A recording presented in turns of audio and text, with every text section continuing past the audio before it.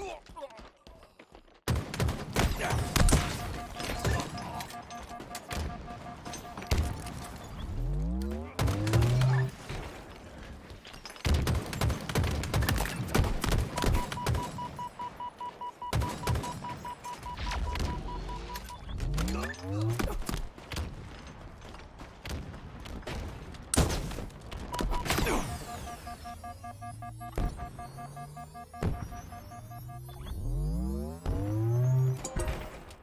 team scoring.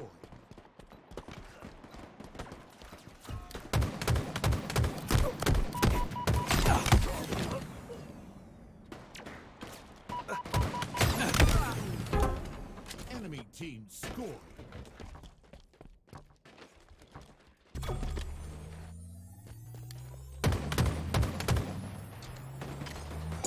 Enemy team scoring. Enemy team scoring.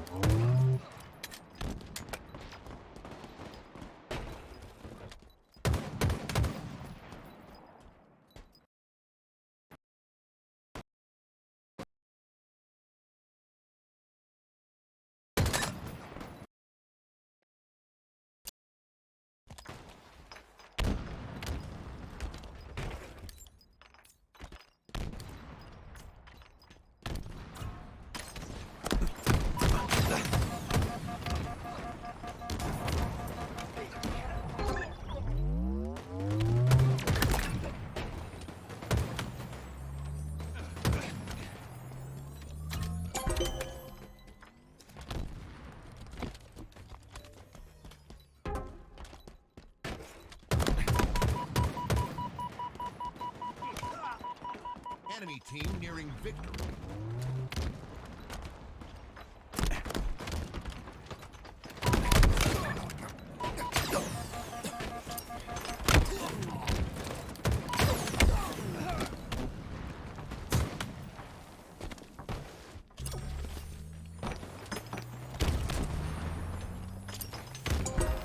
Enemy team score.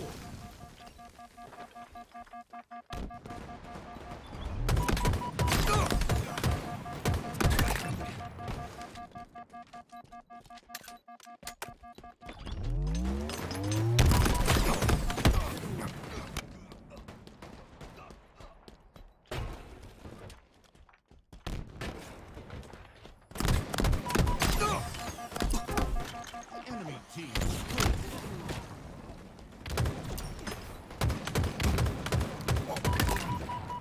Defeat.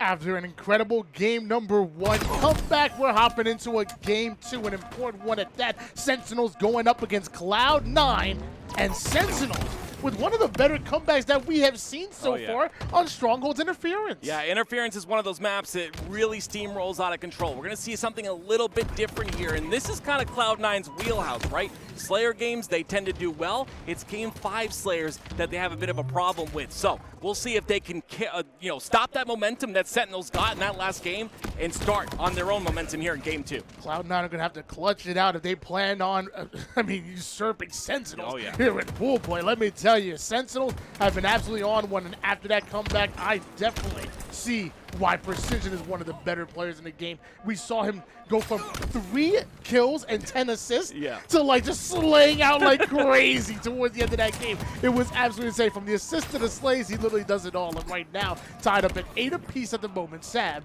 does go down. It's always good to have a guy that cleans up your kills, Tony. I get to do it for you all the time. You just do all that damage, I'll clean up the kill for you. It's great to have teammates that you can count on there, and it looks like both of these teams are counting on each other as well. It's 11-10. Sentinels take the lead. Multiple going down for Cloud9. Sentinels not only take the lead, but take control in the game as well. And you see them get aggressive towards the A side. Look at the shots from across the map from Precision. The nade should do max damage as multiple players are stuck in the PD side, and Sentinels are surrounding them. Yeah, you see what they do, though. They don't peek. They don't take any damage. So they're allowing their team to come off a spawn on that red room side, which is Tusk, to get there to help them out, especially with this camo coming up in 5 seconds. It's very important that they stay alive in PD, and they're still alive. Both teams want to stay alive and get to see that camouflage. You got to fight it, you got to bait it, and ultimately got to get it for yourself, or at least get the burn as the Stalker ends up burning out all its ammo. It's still Sentinels. They are slow and steady, keeping Cloud9 limited as far as their movements, keeping them stuck here towards the A side, and eventually they gotta think that camo will belong to Sentinels if things continue to go like this. Do you see why they did that right there? They don't fall into the trap of Cloud9. They bait them towards the A tower, and they use the Bulldog to take advantage of that fight. Now it's a 3-kill lead for the side of Sentinels, but it's gonna be a big win right there from the side of Cloud9, make that 2. They tie it up. A 3-kill swing go to favor of Cloud9 to tying things up at 15 apiece, and we switch gears towards Precision, who's stuck waiting for his teammates to come off of spawn as opposed to pushing by himself and making a Tony-like play, if you will. Pushing by yourself, if you have that individual skill, just fine. I know you're not liking this stat right here from LethuL Tony. 0 assists in this game thus far. He does fall as well, and Cloud9 now take the lead by 1. Luckily, it's still very early in the game, so I'll give him some time. In fact, he just got his first assist, so there goes your pass right there. Tied up at 18 apiece once again, but Suspector's double off the screen gives them a 1-kill advantage here, and we're seeing LethuL. He wants to go after his former teammate, gets sent back, but luckily the assist is just as good as the kill.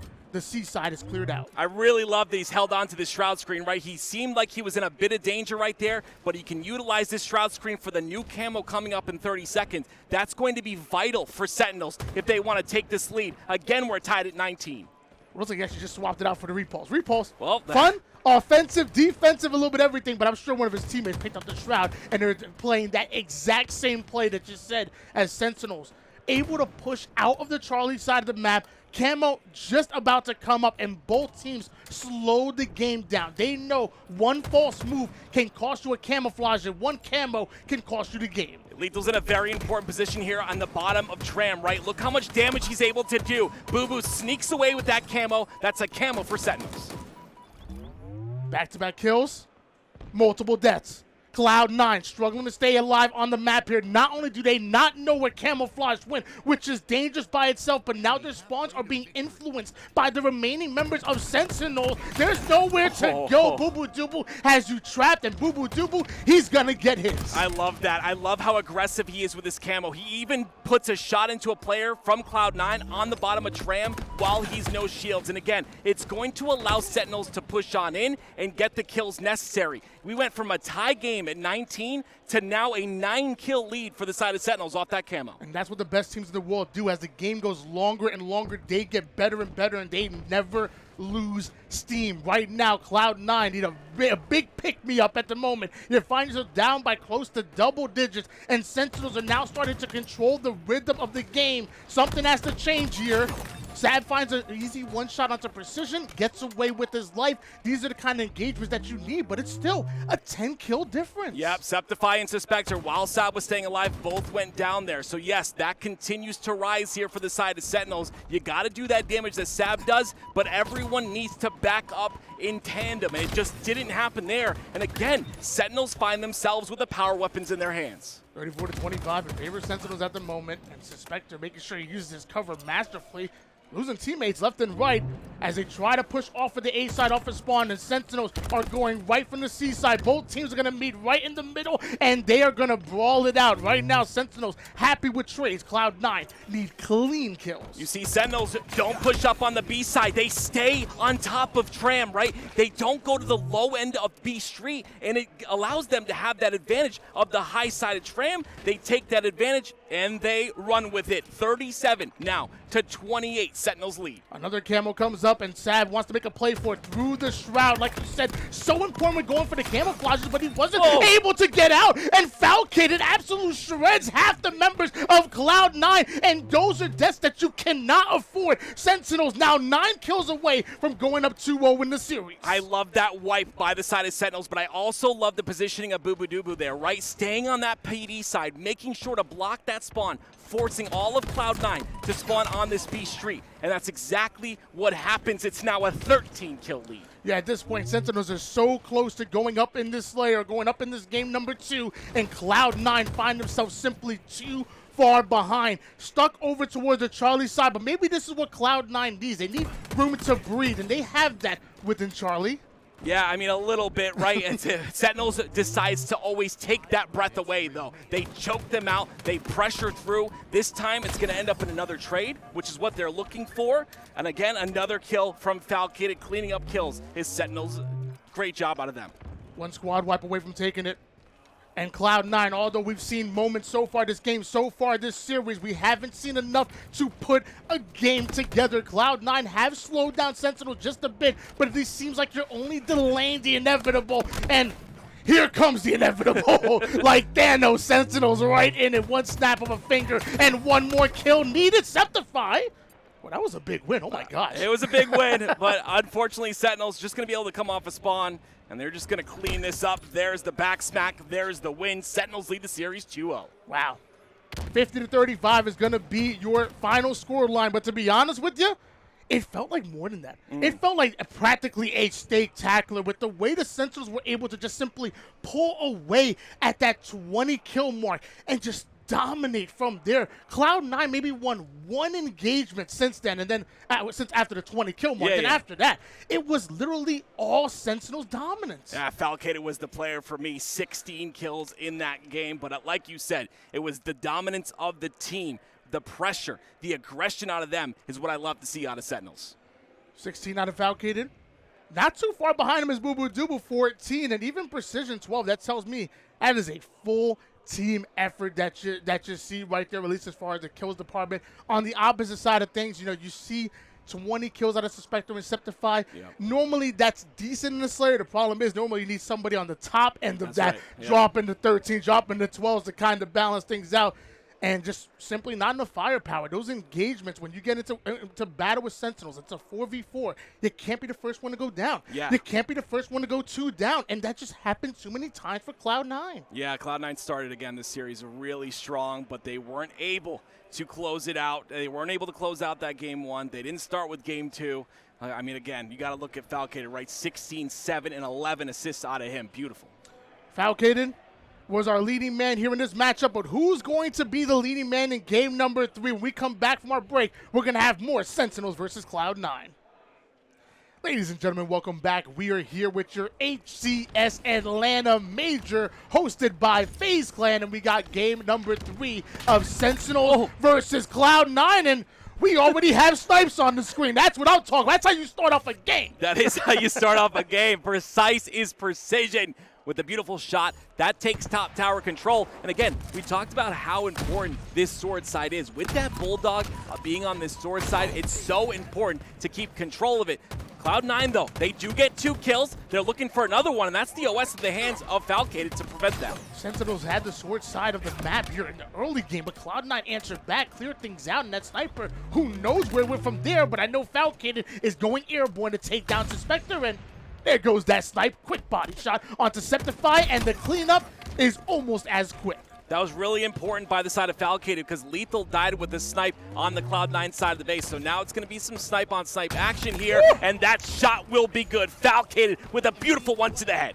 You know, if he's hitting angles like that, you know he's feeling himself. That was beautifully played by Falcated, and nothing but execution from there. But right now, it's Sceptify on the chase, not allowing Falcated to stay alive with that power weapon anymore. But that's just ran out of ammo.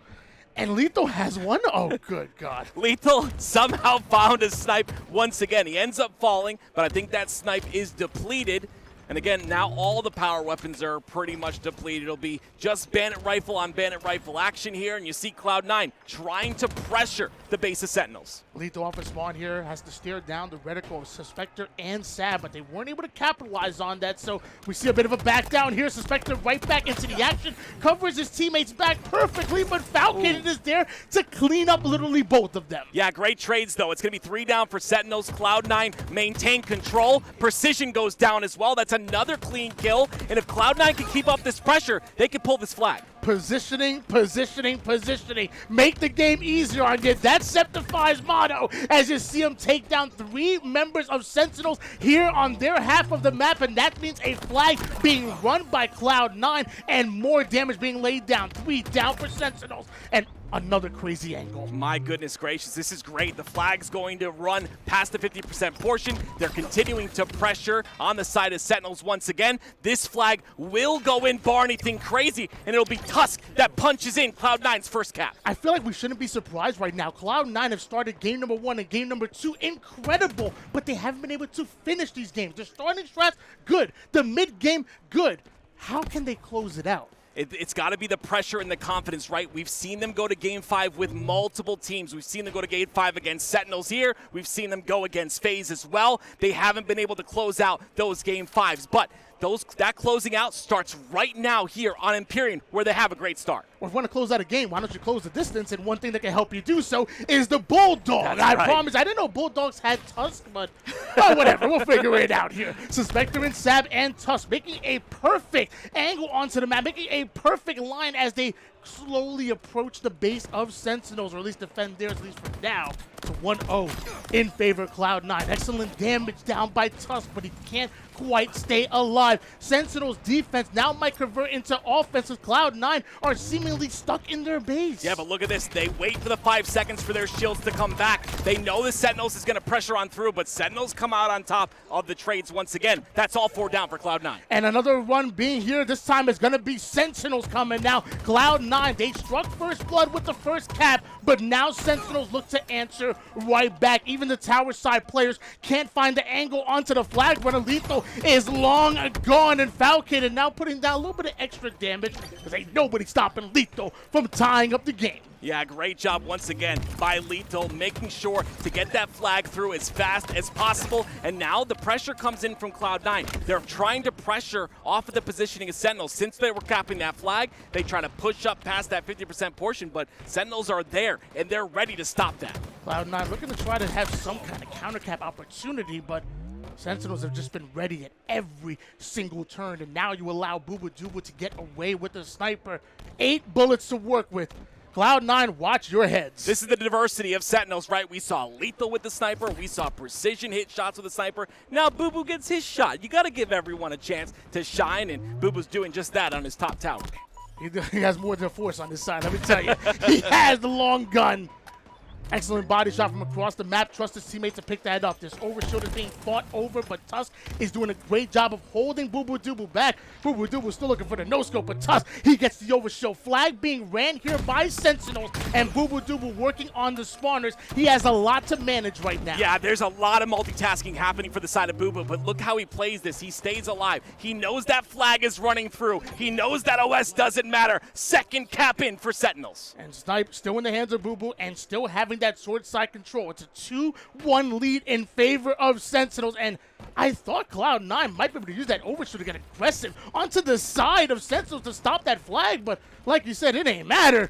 He was long gone. It's just priorities, right? Bubu doesn't drop down to take out Tusk. He's like, okay, you got OS, I've got a snipe, I'm going to pressure your spawners. That's exactly what bubu does. Bubu was at the forefront of that play, and he played perfectly. Now you see another snipe in the hands of bubu, or the same snipe, and another one coming up there on the spawn of Sentinels. Another sniper coming up, and he still has 4 bullets in this one. There's going to be a lot of sniper action on the map as Sentinels have this sniper surrounded, and Cloud9 starting to move forward, starting to get a bit aggressive here. Down by 1 cap, plenty of time, but you don't want to count on time. You don't want this game to get out of control. I really love bubu right there, right? He spots the shoulder of Sceptify inside that sword, but it's enough information to allow his team to push on that side of the map. Now he controls the high side all by himself, but honestly, with all that pressure happening on the low side of the map on that sword side, he's free to just go right through. Right through the long hall he goes, Falcated through the green hall. We have a double push out of Sentinels, and they have infiltrated the base of Cloud9 at the moment. Snipe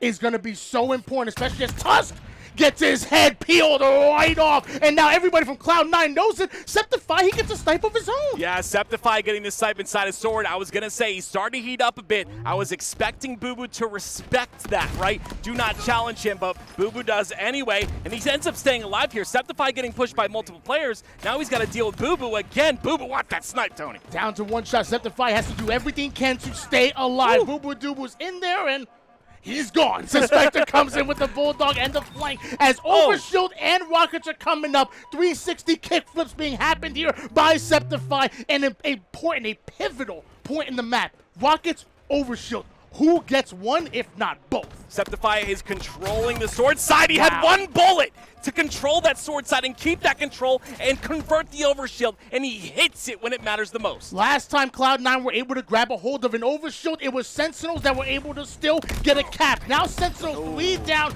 and Cloud9 are here. They're in the base of Sentinels. Not the most efficient overshield in the world, but at least they have rockets. It's a good plan B. Yeah, getting rockets in OS should guarantee you this flag cup. You get 3 down for Sentinels, but you allow LethuL to get a double beatdown onto you. Now you're pulling this flag when they're all alive. There's not a lot of efficiency happening here. It's not always just about grabbing the powers and power weapons, but knowing what to do with them, having a plan, and Suspector's plan is very simple. Bust through the front door. A double out of Suspector should mean that flag is at least moving forward. I do see Precision on the overextension here. How important is he? Yeah, Precision is a very important player in this position, right? If he can stay alive on that shotgun side of the map, it's going to make things really difficult. And Suspector didn't know until right now. Look again at the peak shot. It's going to be a remote detonation for LethuL, which trades out that kill. But again, it's Cloud9 who are struggling to close things out. With some very scrappy Halo coming out of Cloud9 right now. And again, we see moments of greatness. Moments look very good here for Cloud9, but what's been their problem? Closing out a game. I don't care how you look in the beginning of the game. I don't give a damn how you look in the mid game. I care how you close it out, and Cloud9 haven't done it yet. It's so important for Cloud9 to perform. I mean, obviously they have their match up against Shopify Rebellion later, but both these teams they're going against are vying for that top 4. They're showcasing that they are the top 4 in the world. Cloud9 are the only ones that stand in their way, and they showcase they can defend, but again, it's the closing out of games and situations in those games that Cloud9 is not able to do. Last time Sentinels and Cloud9 met up on land was back in London and went down to a game number 5. So far, Cloud9 find themselves down 1 cap, and more recently, it's been 6-0 for Sentinels, 2 3-0s, and if things keep up this way in 2 minutes and 26 seconds, we're going to see another 3-0. Yeah, great point, Tony. There's only 2 minutes left in this, just about 2 minutes left in this game, and not a lot of time for Cloud9 to step it up. But again, we've seen those sparks of brilliance. Can they turn into a fire is my question. We know these players are capable here on the side of Cloud9, but you've got to get through Sentinels first, and you've got to get through bubu with 4 shots of the snipe. And he don't even got abandoned right now. Ooh, just nothing but a shotgun and a sniper. I love me some shoddy snipers. I play me Rumble Pit. Don't worry, I'll be in the playlist. Multiple shots going down here. 4 bullets to work with in the sniper. Not sure exactly what the Bulldog. 5 bullets. This is not bad. If he stays alive, he can be really important for Sentinels, but bubu dubu goes down with both of those power weapons. Yeah, I mean, I got to point out someone on the side of Sentinels as well. It's going to be LethuL. He's got that overshield. My man is 19-12. You know how many doubters doubted this man and said he doesn't belong at number 2 of the top 25 Halo players of all time. They doubted him, and he's starting to step up. This is what I love to see out of LethuL. Who's doubting Big Daddy LethuL? Because I'm going to have a conversation with them. Ain't nobody around here. Let me tell you, I'm going to have a conversation with you if you're doubting LethuL. 1 minute, 16 seconds on the clock. 2 bullets and a dream from Falcated as he plants 1 onto the head and 1 onto the cankle of Tusk. 1 minute remaining, though. This is not a lot of time for Cloud9 to get a cap, and guess what? There was a lot of pressure once again. Sentinels are suffocating them off of their spawn. They can't move, Tony.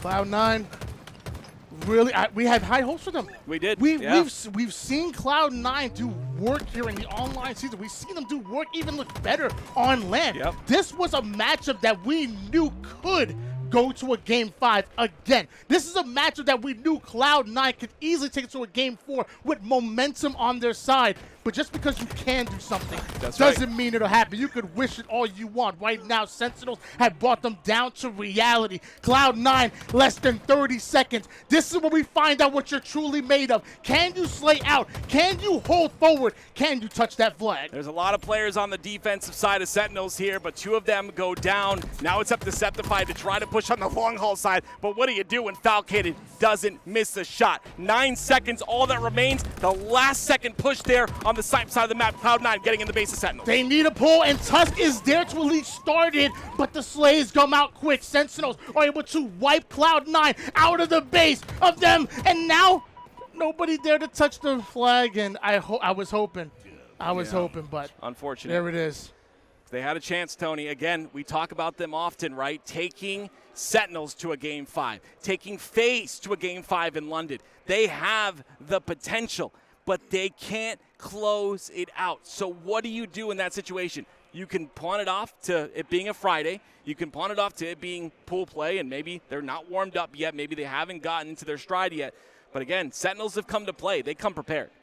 That they did, and I will say, you know, big ups to Cloud9 for simply not giving up. Going all the way down to they saw 0 and beyond. 0 than the pie chart that signals sudden death. Tusk, there was probably no chance Tusk was going to cap that flag. But he gets into the base, pulls it to at least force the sudden death, and just hopes that there's slays that go around there. But Sentinels were on full-on defense. They weren't missing a shot. They knew exactly where Cloud9 were coming from, and obviously it ended up the way it did. Yeah, That's a 3-0. Yeah, I mean, I got to talk about LethuL once again, Tony. 22 and 15, a 9.7 KDA. The guy is coming to play today, and this is what I love to see. If he's playing like this on a Friday, I cannot wait to see what he does on Saturday and Sunday.